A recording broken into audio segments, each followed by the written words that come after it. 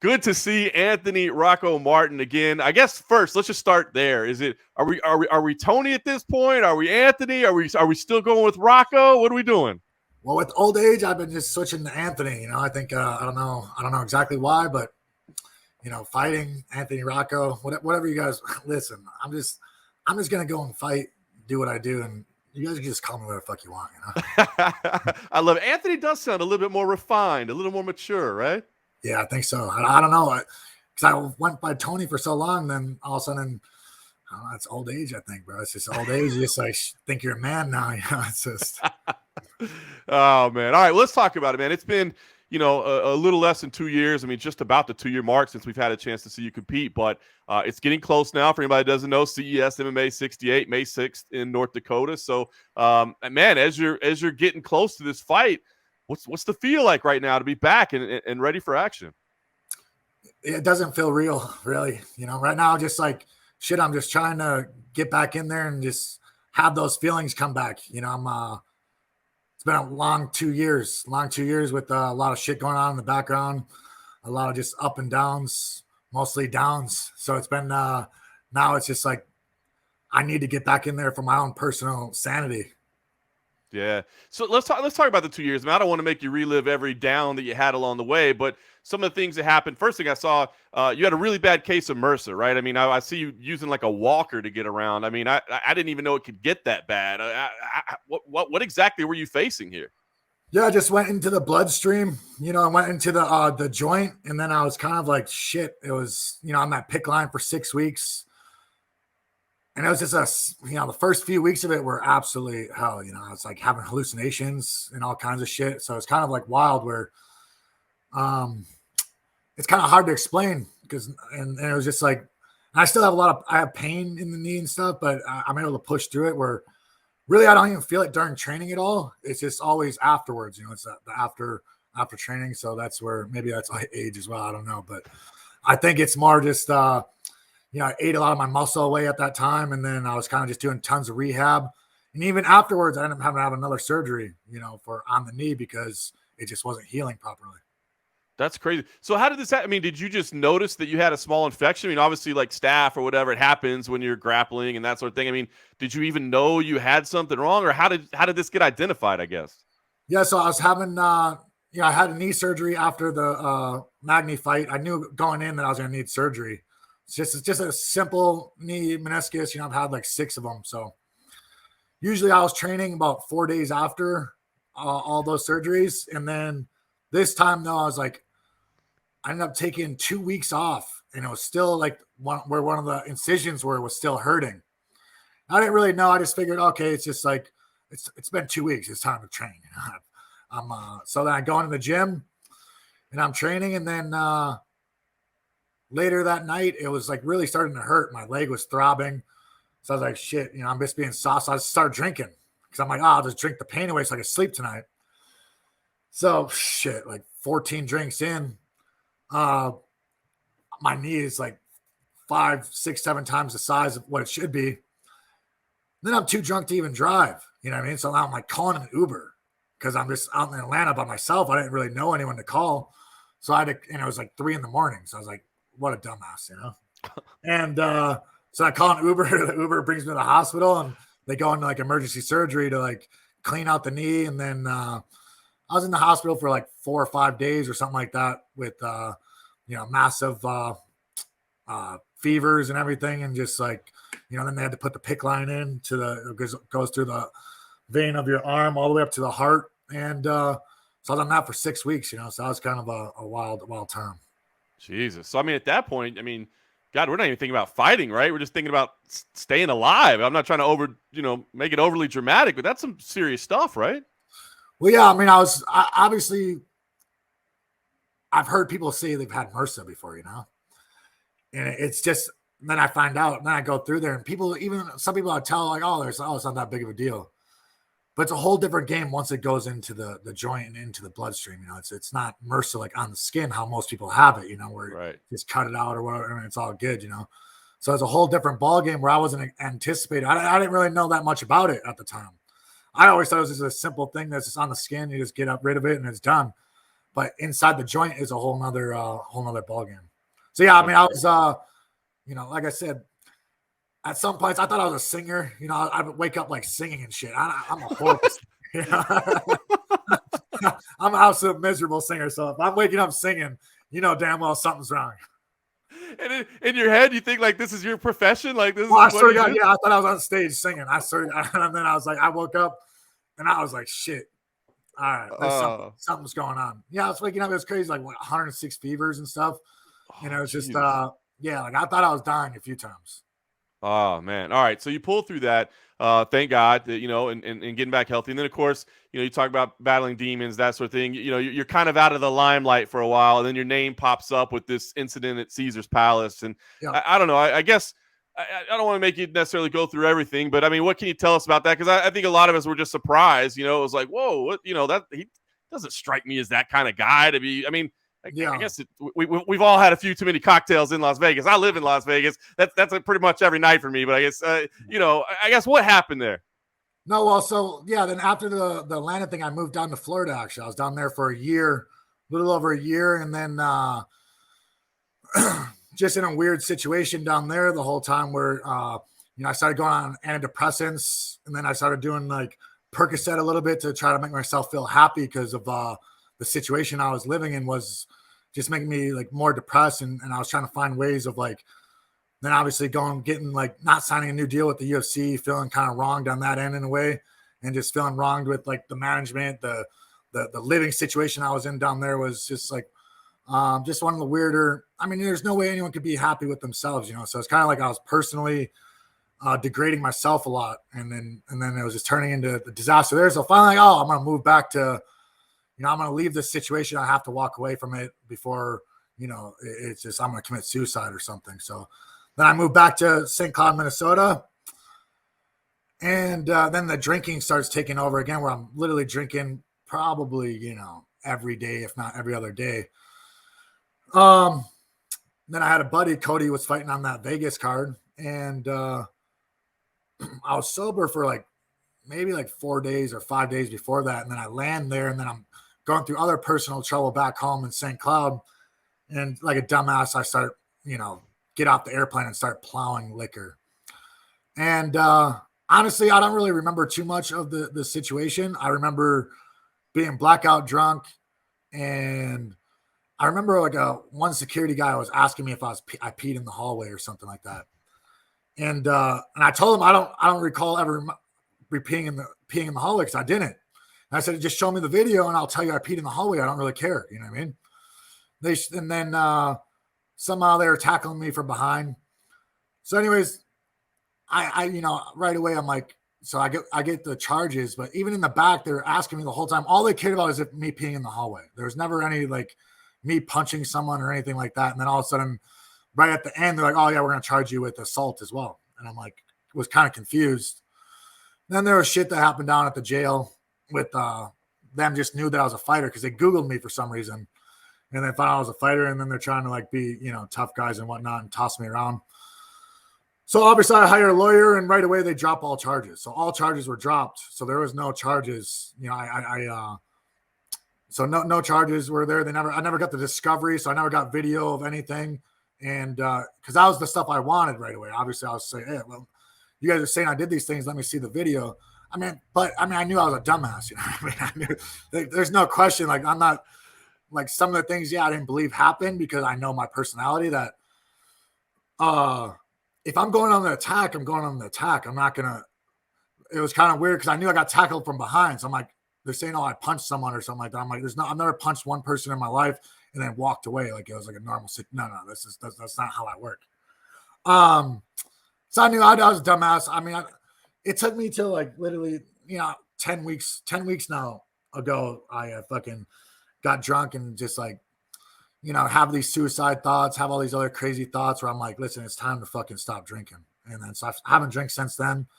And that's been a big part of my, I need to stop drinking. That's kind of the main thing, because it just leads to one thing to the next. And I'm always fine. I'm the nicest person all the way until I hit this blackout stage. And then it's like I said, the demons come out. You just turn into a shitty human.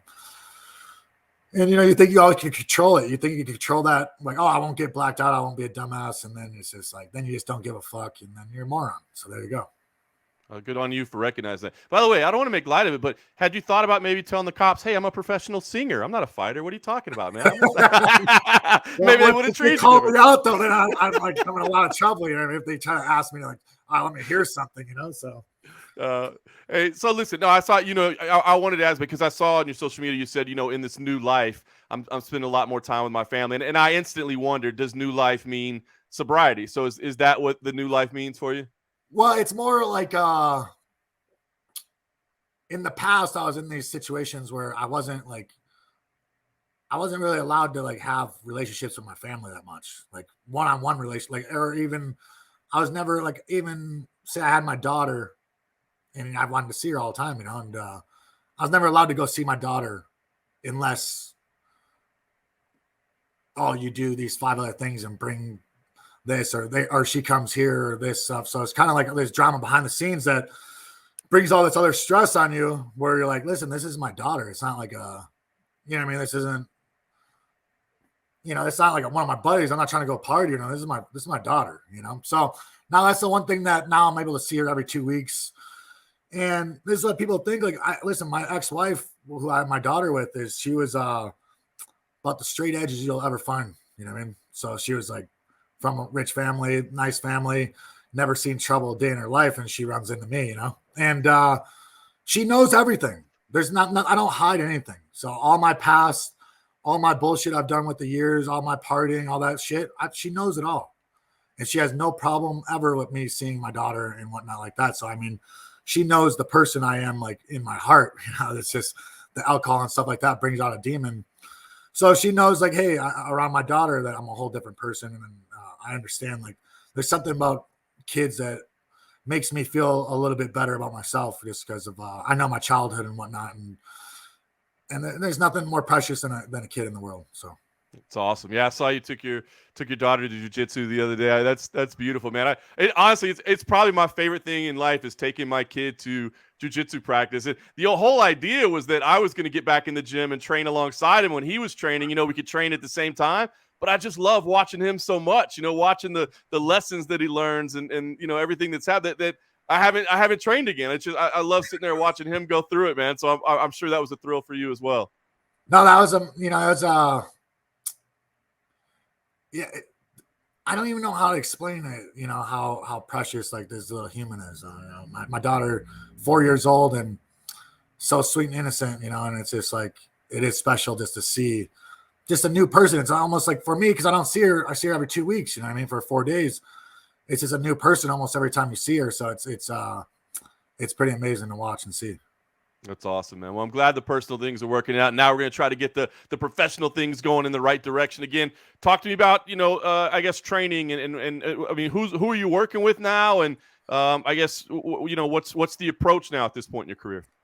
Yeah, I mean, honestly, I thought it'd be a little different scenario coming out here, because it was, it's just a little different. The vibes here are different. It's not like the same because I was on that MMA Masters for like 7 months there. And then, obviously down in Atlanta at ATT up there with the Lima brothers and Jakal. And then I was also at ATT, Coconut Creek. So the vibes there every day is about its obsession of fighting, and it's just this, you're also those 3 gyms that I said had the top 70 pounders in the world there. So it's kind of like everywhere I went, there was Colby with both ATTs actually, and then the MMA Masters. And I had the Lima brothers, which was amazing with Jakal and stuff. And then I had Miguel, Beza that was amazing. We were really close down there for a while. So then I come up here and I'm not talking shit. I'm just saying like, listen, it's just more of a jiu-jitsu school. It's more jiu-jitsu, very strict, like this jiu-jitsu and whatnot. And I'm just like, it's not really my vibe. So I think that I'm going to have to figure out after this fight, I'm going to have to figure out a place to go like do MMA training. So now, because I'm calling buddies that I knew from the past that are like more my size that do sparring with and do stuff. But I got a couple of guys like Tyler Matheson out here. He helps me a lot, with just he's smaller, but he has obsession with cardio, and the guy's had like 35 knee surgeries, so he's tries to help me with my knee all the time and whatnot. But really the training is different than I've experienced. So now it's more, I'm not really focused too much on that. I know my skill set. I know a lot, and it's more about just being in shape, and mentally, it's all mental for me to get in there, get back in there, and get back on the right track of life, and figure out what path of life I'm going to be on here. That's awesome. I mean, are you looking at this as a full-fledged, like we're making a run back to the big show, or is it just, let's just stay busy and have some fights? I mean, what's the goal right now? Right now is to find a way to be happy. So I think happiness is just having goals.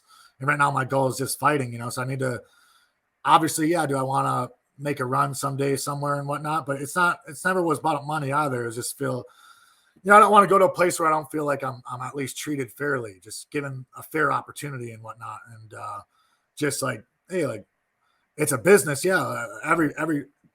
Anything about money is a business for sure, but also like you respect your business. So you should respect who's there, and just do things the right way. So I'm more of looking for a place that is willing to take on board and just like, just make sure it's just done the right way, Yeah. When you look back in your time on the UFC, I mean, is it still, I mean, are you still bitter? I mean, I obviously saw it towards the end of your run where you were frustrated and you were a little angry with kind of the situation, but I mean, you accomplished a lot in the UFC as well. You had a lot of great moments as well. So when you look back on it, are you, happy with what you accomplished, or is it still kind of a sore spot for you? I had such high goals, such high, aspirations, and that I feel like I underachieved in those areas, but I still, I do feel like I wasn't given like a fair shake a lot of the times. And it was just always kind of like, I felt like it was weird where a lot of games were being played, like where it was like, hey, you're going to fight here. And then it was like 5 different date changes. I'm even talking just the straight Magny fight alone was, I was supposed to fight like a month before that or something like that. Then all of a sudden they're like, hey, we're going to fight on this card.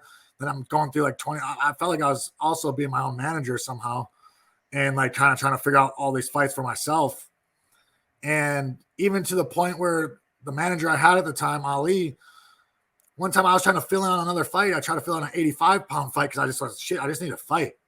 And he's like, oh, just reach out to Sean yourself, and stuff like that. So I'm like, it was just weird how I felt like I'm like doing things all myself. And then it was like I'm being told one thing, then all of a sudden another thing, and then all of a sudden, oh shit, you're fighting a Magny in 2 weeks. So it's kind of like, I don't know, it's just a whole weird situation where I felt like, it was just, I don't know. I think that it just could have been, hey, I feel like the easiest thing in the world that a lot of people avoid is just communication. Communication is so easy, and a lot of people avoid it for some reason when it just takes stress off everybody, really, if you just learn how to communicate properly. So I didn't feel like the communication was that well. And then, when you don't feel wanted, you know what I mean? Or feel like appreciated at all, then it's kind of like you get these salty feelings, you get these salty feelings where I grew up where I didn't have a filter, you know what I mean? I just say what I want to say. And, then you deal with then you have repercussions, obviously, for what you say sometimes. So it was kind of a thing where, sometimes I might have said some stuff that maybe I shouldn't have, like on the grand scheme of things. But I mean, I appreciated the time there. You know what I mean? I learned a lot. And, but I do think I'm always a fixer. I'm a fixer where I think there's a lot of things that the UFC does wrong. I think there's a lot of things that they could do better in business. Listen, this is the reality of the sport. I'm telling you right now, I don't care how educated anyone is. The UFC right now is getting watered down. Okay. I just feel like you can see it. Listen, everyone sees it. It's just like a thing where it's come down to the dollar, all they care about is making the money, where I don't know if long-term, if that's the healthiest thing for the sport.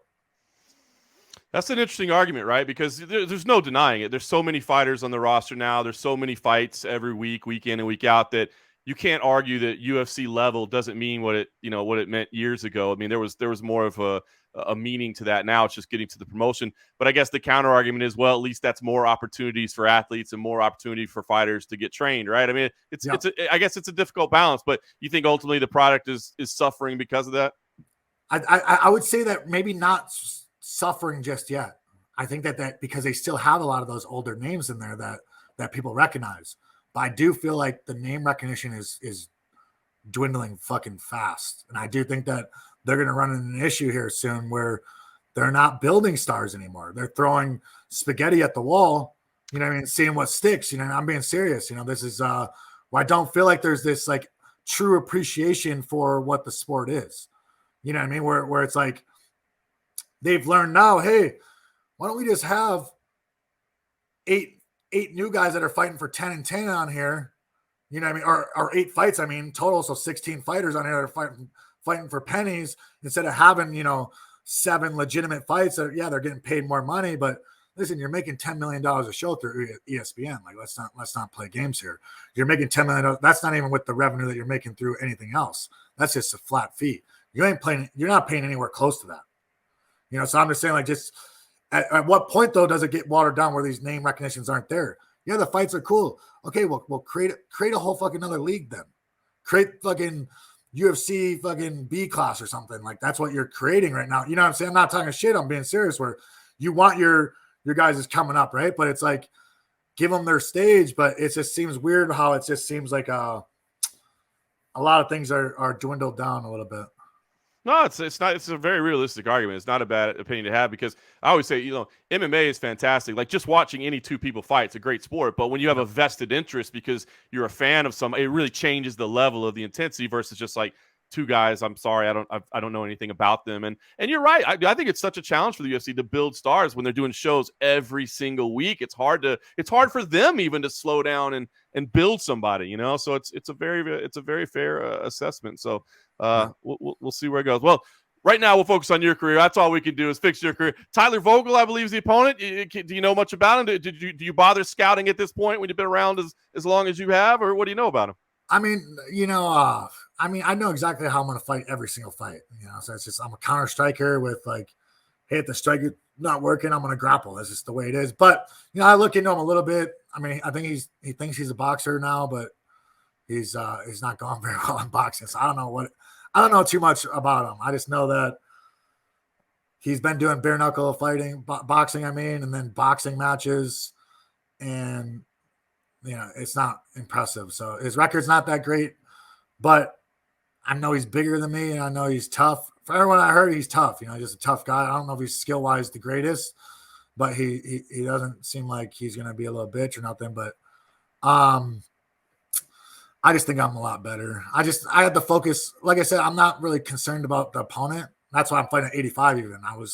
I walk around like 192, 193. So I'm like, hey, I'm really going to make a run at 85, which I would still fight at 85. But I'm just like, now it's just more about my own personal well-being. I'm more concerned about my mental state of mind than anything where, in life. So it's imperative, man. I think people are really starting to really focus on that, especially the pandemic and everything. People, I think, are talking about it more. Mental health is imperative. So I guess, with that in mind, what is success here for? I mean, does victory matter even? I mean, is it? I know you want to win. Who likes to lose? It sucks, right? But I mean, is that even really what this is about, or is it more about just going in there and being pleased with how you perform and like you said, having these goals in your life once again to keep you going down the right road? The number one thing is just to find my path. My path up. By that, I'm saying like, hey, is it fighting, or should I be looking at like, hey, starting to start a different career, in essence, and because I'll fight probably forever, So I'm like, just because I enjoy it, obviously the competition would have to come down and I'd be, hey, let's mark where I'm at. But winning, of course, winning is imperative as well, because in my mental state, I'm telling you right now, losing is not going to be good. So. But I know that number one priority is I just need to figure out, I don't want to just give up on fighting and then all of a sudden start something else and be like, oh, if fighting works, it works. Because then I'm just like, I know I'm giving up on that goal. I'm giving up on any belief of like, hey, where I think I belong. So I don't want to do that, until the writing's on the wall. And then, so now it's just like, hey, if that is the case, then hopefully now I can really address the situation and be like, hey, fighting's done. It's time to now figure out this other path. And now I can become happy by having goals in another path. But at this moment right now, I was like, shit, 2 years. I still feel like I was a fighter, man. I still feel like I was down at MMA Masters, even with Miguel and Colby down there. And, so I know where I'm at. I'm not no scrub, so it's not like I feel like I'm some guy that's up and coming or whatnot. No, I feel like I'm truly top 15, top 10 in the world. So I'm like, now it's just having other goals other than, hey, CS. I'm not talking shit about CS, but that's not my goal. You know what I mean? My goal is like, hey, like start fighting for like big fights in Bellator or one, or I don't really care where it's at. You know what I mean? Just give me a fair shake where I'm like, don't call me on 2 weeks notice to fight Logan Storley for $20,000 when I haven't really trained for fucking, you know, like that. Like I'm not ready to jump in a fight with Logan Storley on 2 weeks notice, you know, and was one of the offers that Bellator sent. But I was like, listen, I got to make sure my knee can hold up. So I'm excited for this fight. I think I'm gonna be good. Everything feels solid. You know, I'm not worried about the knee at all. And I mean, to get me to not go in the cage, you'd have to probably kill me. So I mean, like, now it's like I'm walking in the cage no matter what happens from here to the fight. I love it. Well, Anthony, man, I appreciate the time. I appreciate your honesty, man. I know you've been through a lot, and I appreciate you sharing it all. And dude, I'm happy to see you back. Honestly, man, I've always enjoyed your performances and just speaking with you ahead of fight. So glad to have you back. And I guess we'll just make sure everybody tunes in on May 6th, CES MMA 68, and hopefully it'll make you happy, man. That's what matters more than the result of this fight. Keep you happy and on the right path. No, I appreciate it, man. No, that's really is the main goal, is just to, you know, find the path in life and just keep moving forward. I love it, man. Anthony, Tony, Rocco, whatever you want to go with, man. I appreciate it, brother. Best of luck, and thank you for the time, man. Awesome. Thank you so much.